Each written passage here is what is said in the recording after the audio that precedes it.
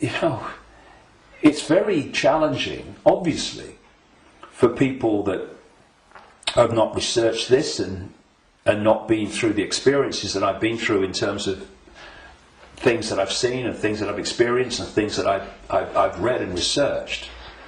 And also because from cradle to grave we are given a certain version of reality. Boom!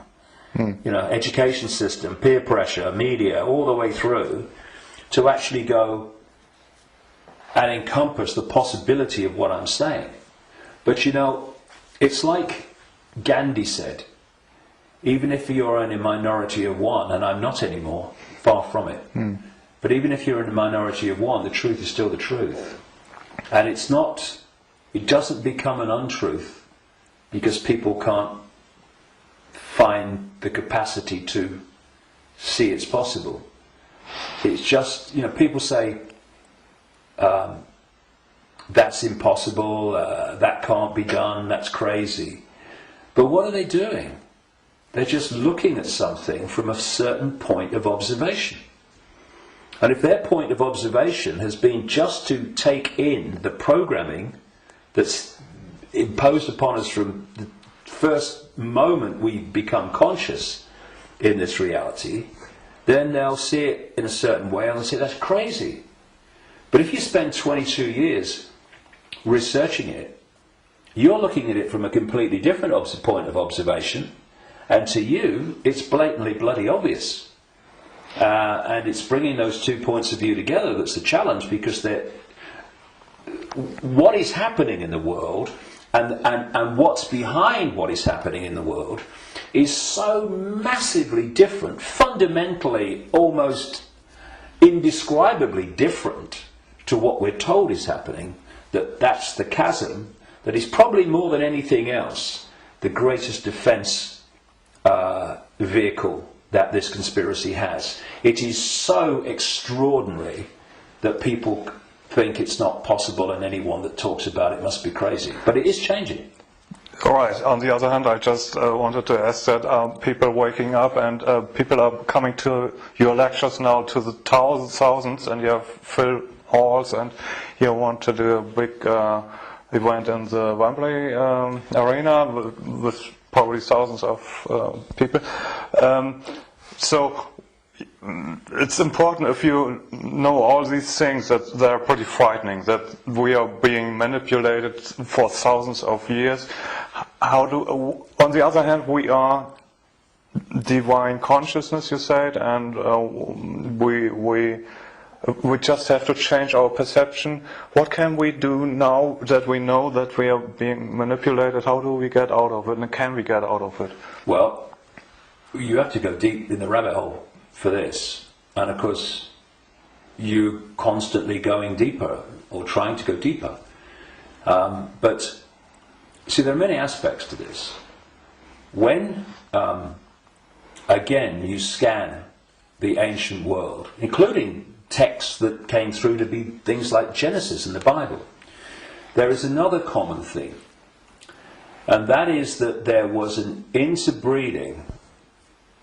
I'm sure it was direct interbreeding, but interbreeding. There was genetic manipulation of the human form, and this is my view after 22 years of researching this and the information coming to me. Before this force hijacked our reality, humans were very different, and it's so different. I won't call them humans, I'll call them earth people.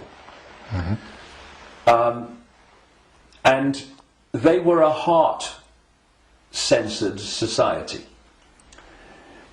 in the sense that, you know, we have this holographic body, and interpenetrating all the different levels of the human form, energetic and holographic, are vortexes that have become known as chakras, wheels of light, as they call them in Asia. Vortexes which interpenetrate these different energy fields. And it seems there are 7 basic ones, foundation ones, many others, but foundation ones, going up through the human form, and this one is the key, the heart. This vortex connects us to way out there, to far higher, more expanded levels of awareness than anything else. And the organization, there's an organization in America, it's called the Institute of Heart Math, and they research the power of the heart. Heart math. Yeah. Sounds good. And they have, they've been doing it for a long time now, they have found that the most powerful electromagnetic field in the body field of electromagnetic fields is the heart. There are more nerves going from the heart to the brain than coming the other way. Mm-hmm. And that when the heart energetic field is in what they call coherence, in other words, balance,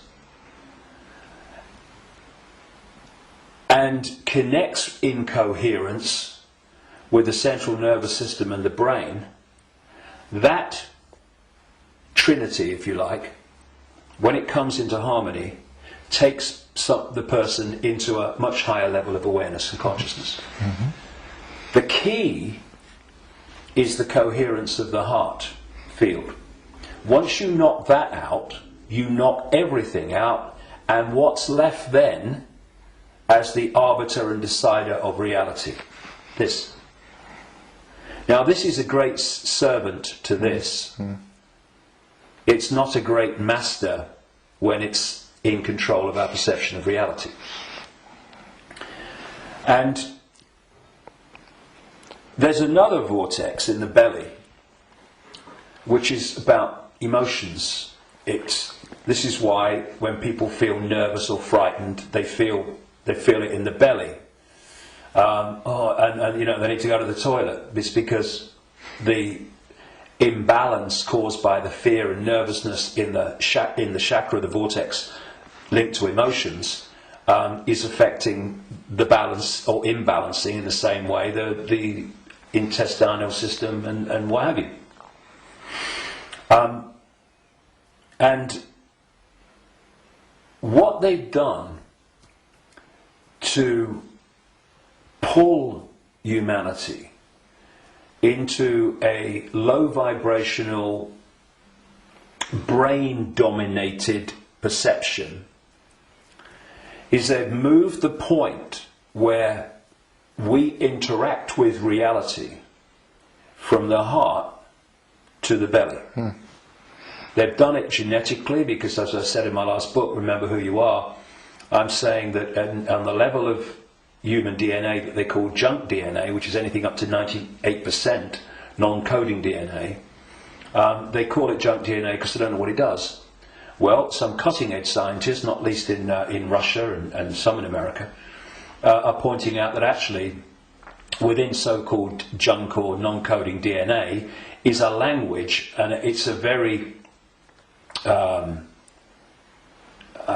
it's a language that you can see and you can uncover, and it operates very much like human language. It has many of very closely the traits of how human language is sequenced. This is how this language, as they call it, within so-called junk DNA is sequenced.